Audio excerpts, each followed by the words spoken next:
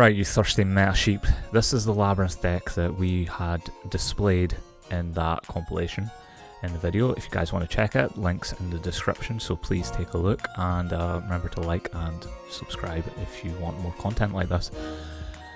Look, there's going to be some questionable choices in this deck. As you're looking at it, I understand that you're going to be like, there's no hand traps. I will explain that. But let's go through the deck list first, and you guys can decide on whether you think that is great or whether you think that you would make some changes.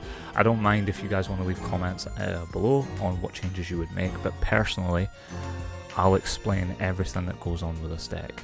So we run 3 Backjack. You must run 3 Backjack. It synergizes with both of these and your Chaos Hunter. So you run 3 Backjack. It's pivotal to you getting trap cards that your opponent's not expecting. You know, if you set 3 of the Harpy's Feather Duster, you at least possibly have a play on their follow-up. So, by all means, please run 3 Backjack. You have to.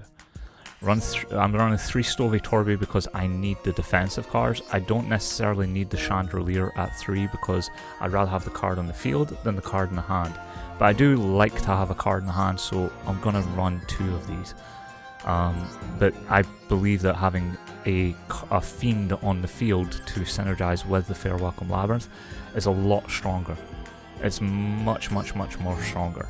So, and also it works with Lovely Labrynth's effect if it does get removed. So if Lovely Labrynth gets Kaiju'd, then at least you can use Stovey Torby. If you get this back to your back to the field, you've still got the trap card that you set with Lovely Labrynth to be able to be activated, just because you put Stovey Torby on the field rather than putting a Chandelier into your hand, which did nothing for you. So use Stovey Torby, use it at 3, it's pretty solid. We run 1 Ariane. Ariane's mostly for discarding like Localized Tornado or a card you really don't need because you've already drew it into Welcome Labrynth or something. So you use this, special summon Ariana. You've got 3 Ariana by the way, but yeah, you search out one of your 3 Arianas.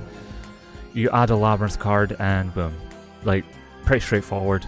You can then keep both of these on the field, or you can choose to put it into Baguska. Pretty straightforward, or use Dweller.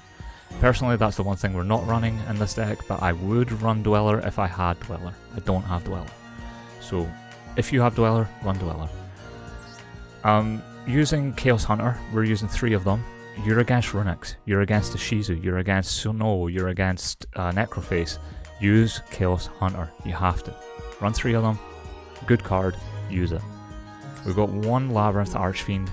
This is your way of getting over 3k attack, so use this card if you need to have a beater that gets over 3k attack. It also searches out your Fair Welcome Labrynth. I would also suggest using this in conjunction with the field spell, and then using Compulsory Evacuation Device to bounce it. Therefore, you get the effects of Labrynth to special summon from the hand or graveyard. And then when you've bounced this card back to your hand, you can special summon it again, because this effect, if a trap card is activated, you can special summon this card from your hand. So use that. Use that to your advantage. You've got 2 Lovely Labrynths. Do not run just 1, because it's going to get banished. I'm telling you, this card will be banished by Mirror Jade, or it will get sent to the graveyard and then it will be called by. It will be called by the Graved. There are definitely ways that this card gets removed from the field and you can do nothing about it, and therefore your best option is to then have at least 2. Run 2. It's the best synergy for this deck. We're running 2 Labrynth. This is your way of getting back the Dommy Mommy. Like, you get her back using the Labrynth. And also this triggers your effect for the Dommy Mummy. So you use Welcome Labrynth, on resolution it pops a card. That technically counts as you destroying a monster. So you would normally target a monster to destroy. It could even be one of your own. If you destroy another monster, like if you make another monster leave the field, you can destroy a card in your opponent's hand. So that technically counts using the field spell with Welcome Labrynth. So you pop 1, then you use Lovely Labrynth, pop another one in their hand, or at random in their hand, or you can do it on their field. So any card on their field. So it's a free pop 2, Pretty straightforward. Use this at 2, do not run 3, because there's no reason. If you're trying to play the grind game, you want to rely on your Ariana to get that field spell, or you can use your Stowy Torby or your Chandelier. There's plenty of ways to get this card back into the field spell zone. So don't just think that you should be running 3. You shouldn't run 3. Run 3 Torrential Tribute. You're against Sprite these days. There's a lot of Sprite players. Use Torrential Tribute. It's also pretty good against Sword Soul. So Sword Soul typically goes Tenyi, Moye, into Chixiao. Chixiao grabs Longboy, special summon 6 and 4. At that point, once they've got that second tuner onto the field with the 6 and the 4, you just throw down a Torrential Tribute. They lose all their advantage they gained that turn, boom. You're in a great spot, and they can't use that quick play spell to dodge it. So it's a pretty good way of keeping control of the game. Use 3 Torrential Tribute. Use 3 Compulsory Evacuation Device, not necessarily for your opponent's monsters, more for your own cards. If you bounce your own cards, it still triggers the Labrynth effect. And if you bounce your own cards, it can trigger your Ariana and your Ariane. It can also trigger off this. It can trigger off the lovely Labrynth. So if you have 2 monsters on the field and one of them happens to have an effect where a monster leaves the field and you get an effect from it, use Compulse for that effect. You can bounce your own cards. We run 2 Eradicator Epidemic Virus. You don't want to run 3 because you don't want to draw it dead in your hand if you go against Sprite, so it's absolutely dead if you go against Sprite.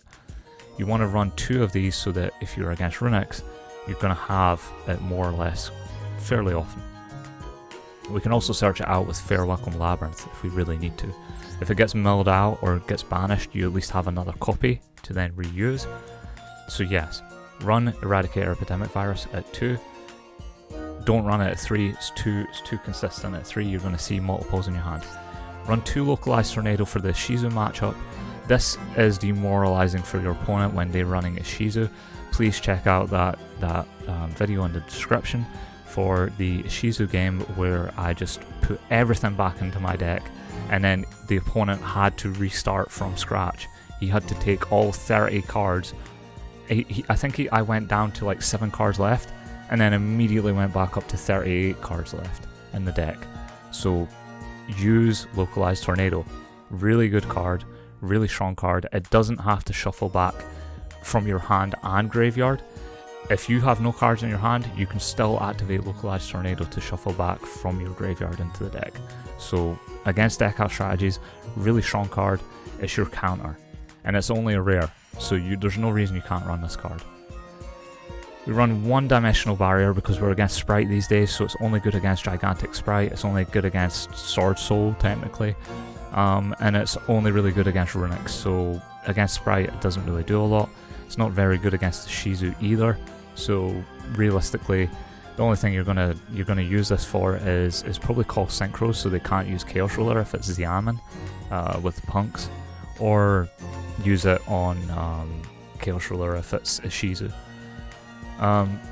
You run 2 Dogmatic Punishment, you don't need 3. You run 2 Natis to facilitate this with 1 Wind Pegasus Agnister. You run 2 Ice Dragon's Prison, pretty self-explanatory, and then 3 Welcome Labrynth, of course 1 Fair Welcome Labrynth. Like I said, you only want 1 Dweller, so you only want the 1 Dweller in here, that's what's missing. I would suggest running this because I kind of like the card. It is a non-targeting pop 1, if you can get the same type as a monster that they control. So if they control a Fusion, Synchro, or XYZ, I think also Link, it's just not included on the card effect, then you can non-targeting pop it by returning the banished card, the random banished card, to their extra deck. And if you happen to hit a card that's a one-off, say Starving Venom, you at least know that they can't Super Pulley anymore, so you no longer need to worry about that. I think it's a good card to go into instead of the Zombie Vampire. I think that you could run Harbinger instead, and that would still be a good shout. So by all means, if you have Harbinger, run Harbinger if you really want to, but you're going to run Eradicator Epidemic Virus, so you'd rather pop their cards rather than negate their spells. But anyways, the main thing that you guys are probably worried about, and I'll finish this up quickly, is Why are you not running Max C? Why are you not running hand traps? Technically we are running hand traps, but the hand traps that we're running are Labrynth cards. And your opponent is not going to know that you're on Labrynth until you decide to show your hand. So you can toggle off, you can play a mind game with your opponent, toggle off until the 5th summon. If you really want to, toggle off until the 5th summon. And then on their 5th summon, toggle back on. Unless you're against Sprite. If you're against Sprite, you want to immediately activate Labrynth's Chandelier or Stovey Torby the minute that you see the gigantic Sprite come down, because you don't want to have them put the Sprite Red or Sprite Carrot on the field before you get Welcome Labrynth set onto the field for your next turn. So yeah, absolutely use the Stovey Torby for that kind of mind game. You really want to use that as a mind game. The reason that I don't run Max C is I believe that the ideal play for this deck is don't rely on other hand traps, because if you draw the hand trap, yes, you can discard it with another Stovey Torby that you've happened to draw into your hand, but the only thing that you're going to take out of this deck is these hand traps. You're not going to take anything else out of the deck. You're not going to take these traps out of the deck because they're very pivotal to you actually making a strategy work. You're not going to take out Chaos Hunter because if you take out Chaos Hunter, good luck in your Runic matchups, good luck against Snow, and good luck against Mirror Jade. You want to have a Labrynth low level with an Absolute King Backjack in your hand, and you maximizing those odds happens when you don't run things like Ash, when you don't run things like Max C. It does mean that you're very much in a draw the out situation, where your opening hand is just what you're working with, but you run a lot of trap cards, and there's not a lot of spell trap card hate at the moment. There's a lot of monster hate, there's a lot of negation, but you have multiple trap cards that you can run, and there's plenty of ways for you to at least counter your opponent. One of the most threatening things you can do with your opponent to make them back off is to set 5. You set 5 cards, your opponent's like, oh god, how am I going to deal with whatever the set 5 is? What am I against? And that gives you the advantage in terms of the mind game, because you know what your opponent's doing. You know that if they're running, I don't know, Despia, they're going Mirror Jade, they're going Guardian Chimera, they're going to pop 3 cards, they're going to pop 2 cards or whatever, they're going to draw 1 card. They're going to go into Mirror Jade, they're going into Masquerade. You know what their deck's about. You set 5 cards, your opponent has no idea what they're running into. You could be running Trap Tricks, you could be running Burn, you could be running Labrynth, you could be running anything, and they have no clue what they're against, and that's your advantage.